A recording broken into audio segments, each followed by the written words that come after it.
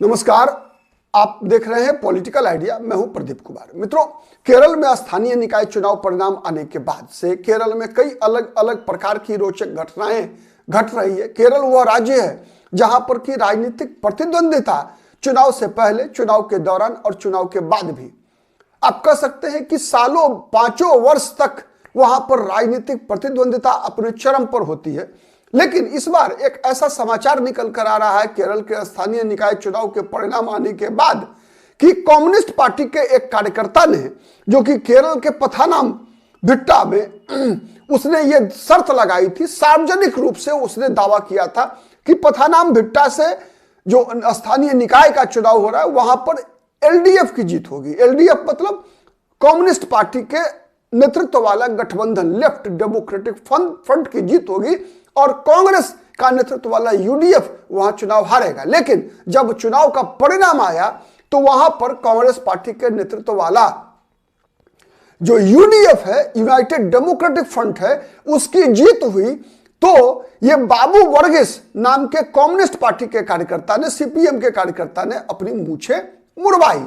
ठीक है, ये एक रोचक घटना। वैसे केरल की राजनीति में आप जानते हैं कि किस प्रकार की वहां पर राजनीतिक प्रतिद्वंदिता है।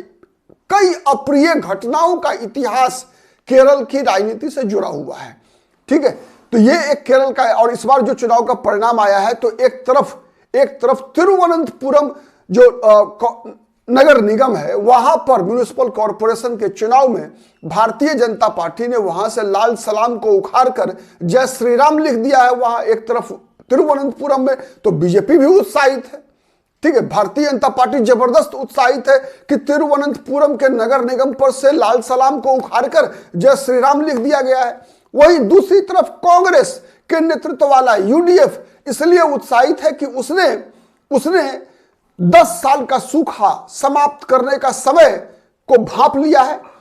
क्योंकि केरल का इतिहास क्या रहा था मित्रों, कि केरल का इतिहास रहा था कि हर 5 साल पर सरकारें बदलती रही थी वहां पर। लेकिन पिछली बार 2021 के विधानसभा चुनाव में वर्षों बाद ऐसा हुआ जब कोई सरकार दोबारा चुनकर आई, पी विजयन की सरकार दोबारा चुनकर आई वहां पर। ऐसा लंबे समय के बाद हुआ कि कोई भी पार्टी जो है दोबारा सरकार बना रही है। ठीक है, तो और इस बार जो है, जो म्युनिसिपल चुनाव हुआ है, अभी स्थानीय लोकल बॉडीज इलेक्शन हुआ, उसमें जो परिणाम आया तो वो कांग्रेस के पक्ष में जा रहा है। वामपंथी दलों का सफाया वाली स्थिति है, तो इसीलिए कांग्रेस भी उत्साहित है, बीजेपी भी उत्साहित है। वहीं वाम दल जो है दबाव में है।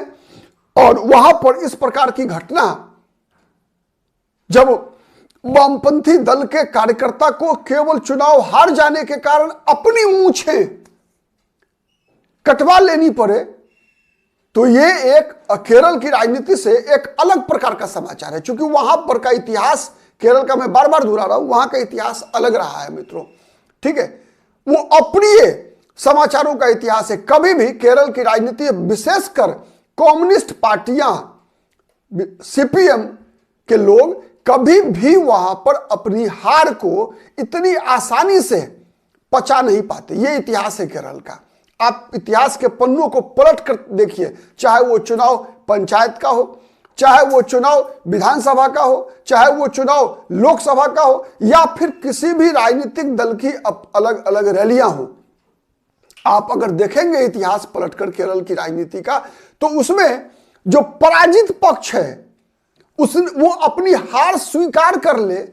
यह भी पहली बार हो रहा है जब एक कम्युनिस्ट पार्टी, बाबू वर्गीस ने अपनी मूंछ कटवा ली। बल्कि प्राय परंपरा केरल की यह रही है, विशेषकर कम्युनिस्ट पार्टी के कार्यकर्ताओं की, कि अगर वो चित भी मेरी पट भी मेरी वाली स्थिति होती है, हार को पचा नहीं पाता है। और हार स्वीकार कर लेना, मूंछ कटवाना मतलब हार स्वीकार करना है।